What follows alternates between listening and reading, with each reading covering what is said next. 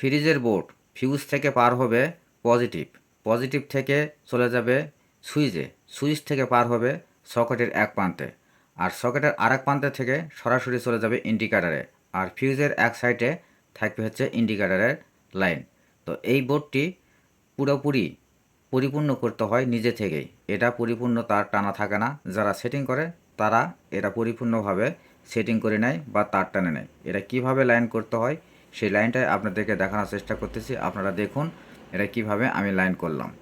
এটা প্রথমে একটি তার নিলাম, আপনারা হচ্ছে দুই কালারের তার নিতে পারেন, কারণ এখানে বোঝার অনেক কিছু বিষয় আছে, নেগেটিভ আর পজিটিভ থাকে, এই জন্য দুই কালারের তার নিলে সুবিধা হয়। তবে আমি এক কালারের তার নিয়েই কাজ করতেছি, যেহেতু আমার এই কাজটি জানা আছে সেহেতু আমি এক কালারের তার দিয়ে কিন্তু কাজটি কমপ্লিট করতে পারবো।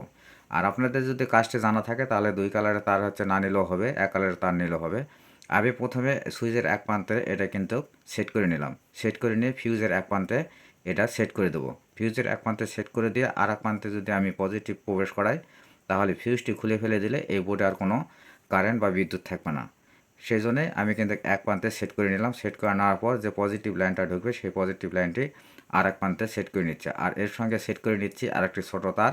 এই ছোটো তারটি চলে যাবে হচ্ছে ইন্ডিকেটার, মানে যে বাল্বটি সবসময় জ্বলে থাকবে ওই ইন্ডিকেটারে এখানে একটা লাইন দিতে হবে। তো আপনারা যদি হচ্ছে বুঝতে যদি কোনো সমস্যা হয় তাহলে দুই কালারের হচ্ছে তার নেবেন, তাহলে বুঝতে পারবেন। দুই কালারের তার নিয়ে কাজ করা খুব সুবিধা। তবে এক কালারের তার দিয়ে কাজ করলে অনেক সময় অনেকে বুঝতে পারেন না, ভুল হয়ে যেতে পারে। দুই কালারের তার নিলে এটার কোনো ভুল হওয়ার সম্ভাবনা থাকবে না। তো ফিউজের এক প্রান্তে কিন্তু আমি এসি লাইন দিয়ে দিলাম, অর্থাৎ যেটাতে কারেন্ট প্রবেশ করবে সেটা দিয়ে দিলাম। আরেকটি তার এখানে সুইচ থেকে সকেটের এক প্রান্তে সেট করে দিলাম, যেখানে সকেটের দুই ঠ্যাং থাকে, দুই ঠ্যাঙ্গের মধ্যে এক ঠ্যাঙ্গে কিন্তু আমি পজিটিভ দিয়ে দিলাম। আর একটি যে লাইনটা দিচ্ছি এই লাইনটা হচ্ছে নেগেটিভ হবে। তবে এক কালারে তো সেই জন্য হয়তো বোঝাতে একটু হচ্ছে সমস্যা হতে পারে, তো আমি হচ্ছে ভালো করে বুঝাই দিচ্ছি। এই নেগেটিভ যেটা লাগাই দিচ্ছি এই নেগেটিভ তার কিন্তু কেটে এখান থেকে বাদ দিয়ে দেবো, আর নেগেটিভ থেকে আরেকটি লাইন চলে যাবে ইন্ডিকেটারে, কারণ ইন্ডিকেটারে যখন নেগেটিভ আর পজিটিভ থাকবে তখনই কিন্তু ইন্ডিকেটার বাল্ব জ্বলবে। আর যদি নেগেটিভ আর পজিটিভ যদি ইন্ডিকেটারে না থাকে তাহলে কিন্তু পজিটিভ আর নেগেটিভ না থাকার কারণে এই ইন্ডিকেটর বাল্ব জ্বলবে না। তাই এখানে কিন্তু দুইটি লাইন সীমাবদ্ধ থাকতে হবে আর কন্টিনিউ থাকতে হবে, এভাবে থাকলে কিন্তু এই ইন্ডিকেটর বাল্ব জ্বলবে। আমার কিন্তু এই ফ্রিজের বোর্ড হচ্ছে লাইন করা কমপ্লিট। এখন আমি কারেন্টের লাইন দিয়ে আপনাদের দেখাচ্ছি এটা সম্পূর্ণ হলো কি না। তার আগে ফিউজটা আমি হচ্ছে সেট করে নিই, কারণ ফিউজে এখানে কিন্তু লাইন দেওয়া থাকে না, সম্পূর্ণ লাইন নিজে থেকে করে নিতে হয়। আর কিছু কিছু কোম্পানির বোর্ড আছে সেগুলো হচ্ছে পারফেক্ট বা কমপ্লিট করাই থাকে, আর কিছু কিছু বোর্ড কিন্তু এরকম থাকে, এটা কিন্তু বোর্ডটা তৈরি করে নিতে হয়। তো ফিউজটা আমি লাগালে কিন্তু আমার কাজটি মোটামুটি কমপ্লিট হয়ে যাবে।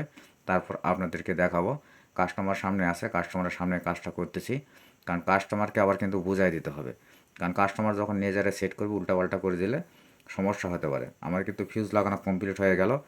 এখন এসি লাইনটা লাগায় আপনাদের দেখাবো যে এটা কাজ কীরকম হলো। এখানে ছোট্ট একটা ইন্ডিকেটর বাল্ব আছে, আমার মোবাইল হচ্ছে ভিডিও ধারণে এটা বুঝতে পারবেন কিনা জানি না, তো আমি যতদূর সম্ভব দেখানোর চেষ্টা করতেছি, আপনারা সুন্দরভাবে দেখেন। আর ভিডিওটা শেষ পর্যন্ত দেখার অনুরোধ থাকবে, শেষ পর্যন্ত ভিডিওটা দেখবেন, কারণ ভিডিওটা দেখলে আপনারা বুঝতে পারবেন, কারণ এই লাইনগুলো একটু ক্রিটিক্যালি হয়ে থাকে, তাই বুঝে সুঝে কাজ করতে হয়। যেহেতু কারেন্টের লাইন ভুল হলে তার কিন্তু কোনো ক্ষমা নেই, এই জন্যই বুঝে সুঝে কাজ করবেন। এই যে আমি লাইন দিলাম, দেখেন এই সাইডে কিন্তু আর ইন্ডিকেটার বাল্ব আছে, এই বাল্বটি জ্বলতেছে। তবে সুইচের সঙ্গে কিন্তু ইন্ডিকেটার বাল্ব করিনি, আমি সরাসরি করছি। তবে কাস্টমার পরে বললো যে একটু সুইচের সাথে করলে ভালো হয়, তাই সুইচের সাথে